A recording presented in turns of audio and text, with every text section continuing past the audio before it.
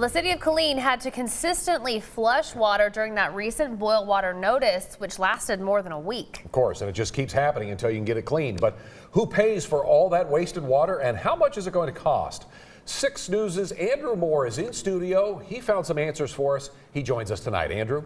The city has still not released the amount of water that was wasted, but we now have a better understanding of how this is getting paid for.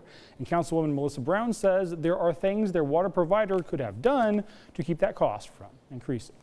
It wasn't just issue a boil water notice across the city and then start flushing.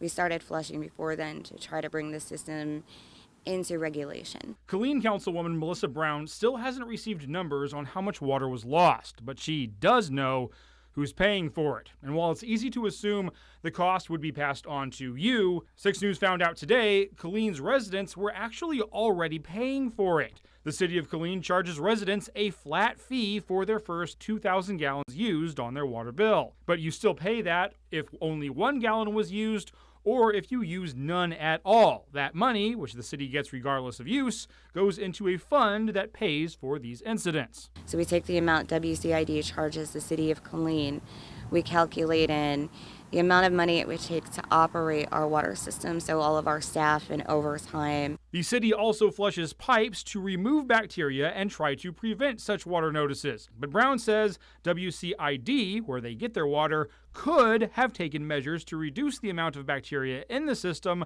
by switching disinfectants 1 month out of the year. She says that would have reduced the need for flushing and would have prevented the boil water notice from happening. Had they been disinfecting their system and their plant even once every 2 years, the City of Killeen would have never been under a citywide boil water notice. WCID's Ricky Garrett answered questions before the council 2 weeks ago. When asked what they would do going forward to prevent this and if they would use a disinfectant conversion, Garrett said this. Some regular conversion, or if there's another avenue that's TCEQ recommends with the after action review, we're open to whatever practice is needed.